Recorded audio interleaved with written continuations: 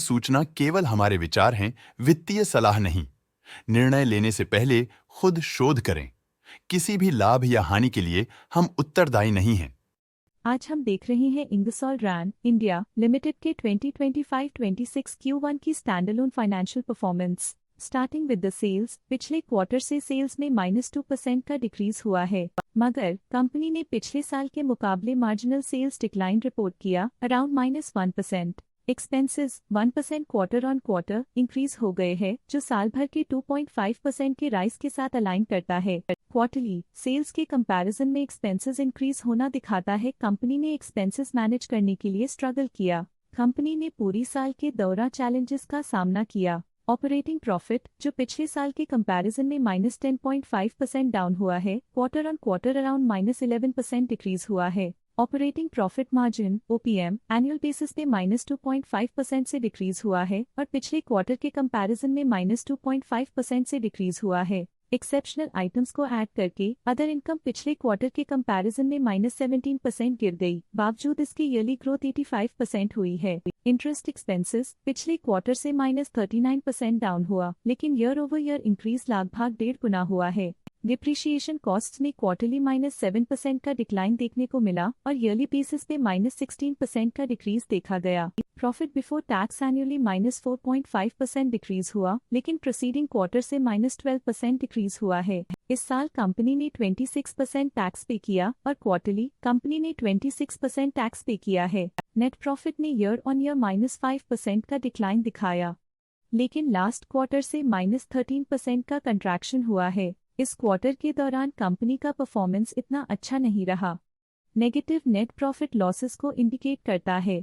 वहीं अगर annual analysis की बात करें तो साल के दौरान कंपनी का परफॉर्मेंस अच्छा नहीं रहा। नेगेटिव नेट प्रॉफिट का मतलब है कि कंपनी प्रॉफिट के कंपैरिजन में नुकसान उठा रही है। अर्निंग्स पर शेयर EPS में ईयरली -5% का डिक्रीज देखा गया, लेकिन क्वार्टरली में 13% की गिरावट भी नजर आई। इस क्वार्टर में कंपनी का EPS इतना अच्छा नहीं रहा। नेगेटिव प्रॉफिट कमजोर एफिशिएंसी को दिखाता है। इंगसॉल रैन इंडिया लिमिटेड के फाइनेंशियल स्नैपशॉट को रिव्यू करते हुए कुछ मुख्य ट्रेंड्स सामने आए हैं जो कंपनी की परफॉर्मेंस पे रोशनी डालते हैं। जून 2022 से जून 2025 तक इंगसॉल रैन इंडिया लिमिटेड की फाइनेंशियल जर्नी में सबसे पहले बात करते हैं सेल्स की। इस साल सेल्स में 9.5% की वृद्धि हुई है और पिछले 4 सालों में 36% की वृद्धि हुई है, जो एक निरंतर अपवर्ड ट्रेंड को दर्शाता है। पिछले 3 साल से सेल्स लगातार बढ़ती जा रही है, जो मार्केट एक्सपेंशन और कंज्यूमर डिमांड में वृद्धि को दर्शाता है। अब बात करते हैं एक्सपेंसेस की। इस साल एक्सपेंसेस 8.5% बढ़े हैं और 4 सालों में 21% का इजाफा हुआ है।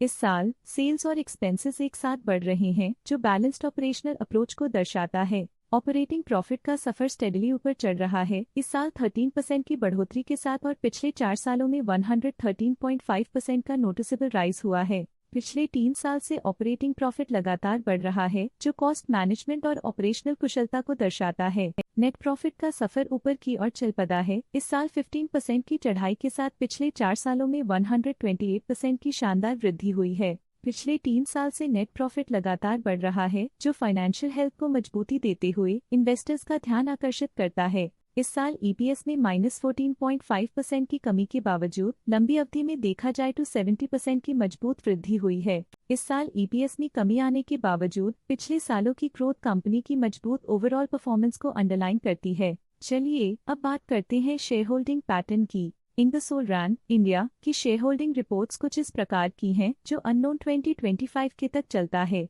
ये रिपोर्ट कंपनी के शेयर्स की डिटेल्ड जानकारी देता है, जिसमें promoters, promoter groups, foreign investors, public investors और सरकारी एंटिटीज शामिल हैं।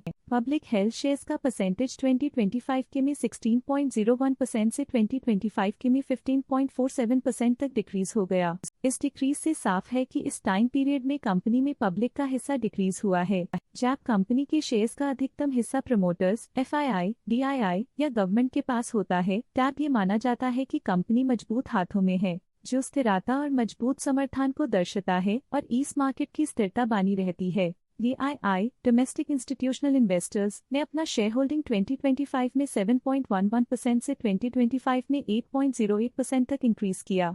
ये बताता है कि डोमेस्टिक इंस्टीट्यूशंस ने कंपनी में अपना इंटरेस्ट 0.97% तक इंक्रीज किया है।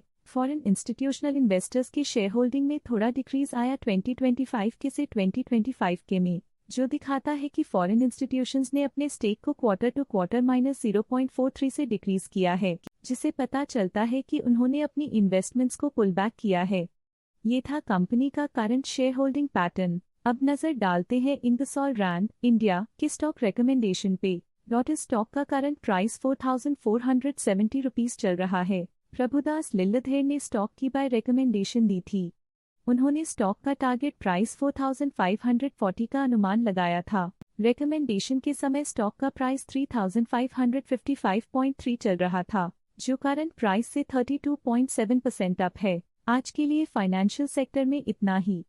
देखने के लिए धन्यवाद। स्टॉक लेटेस्ट न्यूज अपडेट के लिए चैनल को सब्सक्राइब करें और वीडियो को लाइक एंड शेयर करें।